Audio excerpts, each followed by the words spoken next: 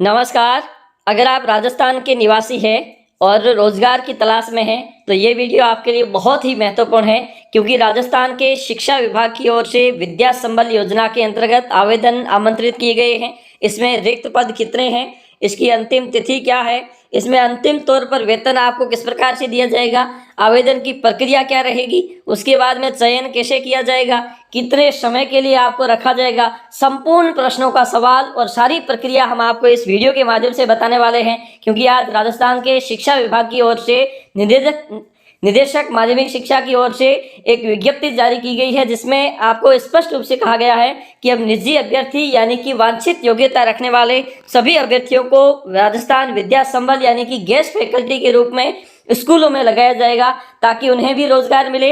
इसके साथ साथ विद्यार्थियों की जो पढ़ाई बाधित होती है उसकी भी पूर्ति की जा सके। तो क्या है राजस्थान की विद्या संबल योजना, इसमें चयन आपको कैसे होगा, कब तक और कैसे, आपको कौन सी विद्यालय में कितने रिक्त पद हैं, आपको कैसा पता चलेगा और आपका चयन किस प्रकार से होगा, आप कहाँ लग सकते हैं, इसकी संपूर्ण चर्चा हम इस वीडियो के माध्यम से कर रहे हैं।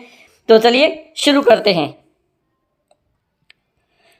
तो ये है कार्यालय निदेशक माध्यमिक शिक्षा बीकानेर की ओर से आज की विज्ञप्ति, और विज्ञप्ति के माध्यम से राजस्थान विद्या संबल योजना के अंतर्गत पात्र अभ्यर्थियों को गेस्ट फैकल्टी के रूप में लगाया जाना है। और किन किन पदों के लिए लगाया जाना है, स्कूलों में लेक्चरर एज ए स्पेशल विषय के लिए। इसमें योग्यताएं हैं जो राजस्थान के जो सेवा नियम है 2021 में वर्णित है, पद और विषय के अनुसार जो प्रावधान है उसी के अनुसार होगी सभी के लिए। वरिष्ठ अध्यापक विभिन्न विषयों के लिए, अध्यापक लेवल 2 विभिन्न विषयों के लिए, अध्यापक लेवल 1 जो वांछित योग्यताएं रखते हैं। इसके साथ साथ प्रयोगशाला सहायक और इसके साथ साथ शारीरिक शिक्षा शिक्षक की भी इसमें भर्ती की जाएगी। इसमें जो न्यूनतम आयु है वो सेवा नियम यानी कि सीधी भर्ती के लिए जो प्रावधान है वही प्रावधान इसी के अंतर्गत रहेंगे। लेकिन इसमें जो गेस्ट फैकल्टी के रूप में सेवानिवृत्त शिक्षकों को लगाया जाएगा उनकी अधिकतम उम्र है वो 65 वर्ष होगी। लेकिन यहाँ पर जो 65 वर्ष है इसमें रीट की पात्रता की अनिवार्यता को यहाँ पर खत्म किया गया। उनके लिए जो न्यूनतम रूप में 65 वर्ष की उम्र जो सेवानिवृत्त कर्मचारी है उनके लिए रीट की पात्रता को अनिवार्य नहीं माना गया है। अब इसकी जो रिक्तियां हैं वो मूलतः जहां पर जो पद स्वीकृत है वो पद अगर रिक्त है तो ऐसी स्थिति में उनके लिए ही आवेदन किया जा सकता है। ठीक है। अब इसके बाद अंग्रेजी माध्यम के जो विद्यालय हैं वहां पर अंग्रेजी माध्यम में भाषाओं को छोड़कर सभी के लिए माध्यम अंग्रेजी के रूप में सम्मिलित है। ठीक है। उसके बाद में रिक्तियों का प्रकाशन कैसे होगा, मतलब कौन से विद्यालय में कितने पद रिक्त है, इसकी सूचना आपको इस वेबसाइट के माध्यम से भी मिल सकती है। इसके साथ साथ संबंधित विद्यालय, संबंधित पीओ विद्यालय के नोटिस बोर्ड या फिर ग्राम के सार्वजनिक स्थान, जिला शिक्षा अधिकारी मुख्यालय माध्यमिक और प्रारंभिक शिक्षा और विभागीय वेबसाइट, इस पर आप रिक्त पदों की सूचना देख सकते हैं।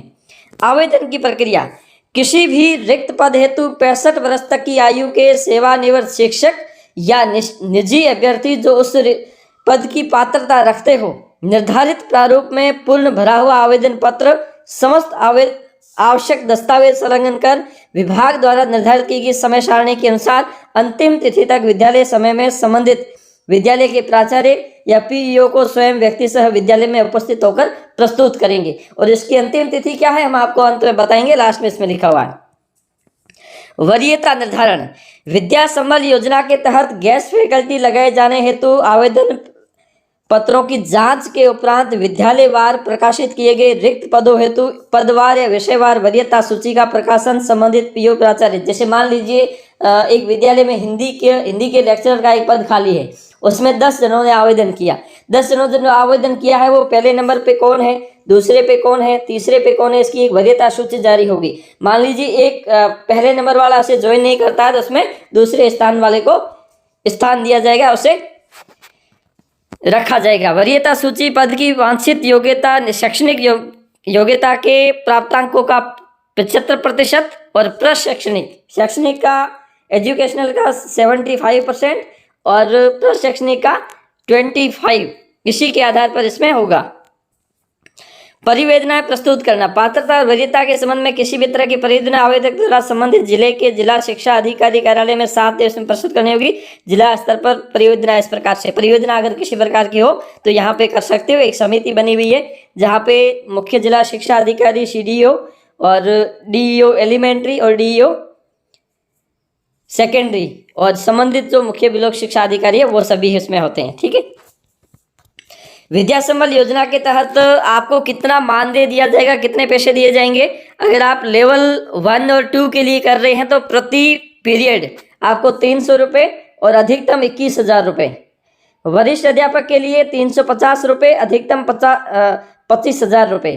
प्राध्यापक स्कूल लेक्चरर के लिए 400 रुपये प्रति पीरियड और 30,000 रुपये अधिकतम। प्रयोगशाला सहायक 21,000 रुपये और शारीरिक शिक्षा शिक्षक 21,000 रुपये।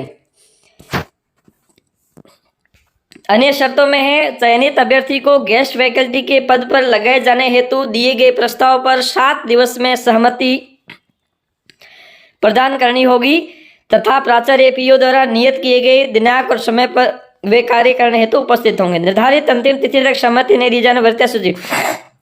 मान लीजिए 7 दिन के अंदर अंदर अगर वो ज्वाइन नहीं करता है तो उसके स्थान पर दूसरी वरीयता क्रमांक को स्थान दिया जाएगा। गेस्ट फैकल्टी के रूप में सत्रांत या नियमित प्रक्रिया के पद भरे जाने तक जो भी पहले हो तक के लिए पूर्णतः अस्थायी तौर पर लगाया जाएगा। मान लीजिए आप हिंदी के पद पर लगे हो और वहां पर अभी जो लेक्चर की भर्ती हुई है उसमें अगर कोई पद भर गया तो आपको वहां से हटा दिया जाएगा। गेस्ट फैकल्टी के रूप में लगाए जाए निजी अभ्यर्थियों सेवानिवृत्त शिक्षकों को उन्हीं दिशा निर्देशों के अध्यादेन रखा जाएगा जो वित्त विभाग के परिपत्र। ठीक है। गेस्ट फैकल्टी के कार्य का नियमित अवलोकन प्राचार्य PO द्वारा किया जाएगा। निम्न कार्य कुशलता, दुराचरण, अनियमितता या कार्य से अनुपस्थिति की दशा में प्राचार्य PO द्वारा बिना कारण बताए गेस्ट फैकल्टी के रूप में विभक्त कर दिया जाएगा। ठीक है। अब है इसका टाइम टेबल। ये सबसे महत्वपूर्ण है कि दिनांक 1 नवंबर 2022 तक इसकी विज्ञप्ति और रिक्तियों का प्रकाशन कर दिया जाएगा कि कहाँ पर कितने पद खाली हैं। ठीक है। 2 नवंबर से 4 नवंबर तक आवेदन की तिथि होगी। मतलब आपको 2 नवंबर से 4 नवंबर तक 3 दिन का समय दिया जाएगा। इस 3 दिनों के अंतराल में आपको वहाँ पर आवेदन प्रस्तुत करना पड़ेगा। ठीक है। उसके बाद में 5 नवंबर 2022 से प्राप्त आवेदनों की सूची प्रकाशित करेगा स्कूल। ठीक है। उसके बाद में 7 नवंबर 2022 पात्रता की जांच करेगा और वरीयता सूची बनाना अस्थायी जारी कर देगा। उसके बाद में 9/11/2022 आपत्तियां मांगेगा और अंतिम वरीयता सूची 10 नवंबर और 11 नवंबर को मूल दस्तावेज की जांच हो जाएगी। आदेश जारी हो जाएगा 12 नवंबर को और 19 नवंबर जिसकी अंतिम तिथि होगी आपको कार्य ग्रहण करने की। ठीक है। तो इस प्रकार से अगर आप भी राजस्थान में गेस्ट फैकल्टी विद्या संबल योजना के अंतर्गत लगना चाहते हैं तो इसके लिए ऑनलाइन इसके जो आवेदन है वो 2 नवंबर से शुरू होने वाले हैं। तो इसके लिए तैयार रहिए, डॉक्यूमेंट्स अभी से आप तैयार कर लीजिए और आवेदन का जो प्रारूप है वो आपके पास पहले से आ गया होगा और ये इसका प्रारूप रहेगा और ये सारा लगा के और इसके बाद में यहाँ पर शपथ पत्र भी एक देना होता है और सारे मूल डॉक्यूमेंट्स जो आपको देने हैं फोटोकॉपी लगा देना और वो आवेदन संबंधित विद्यालय में प्रस्तुत कर देना। आज के लिए इतना ही। धन्यवाद।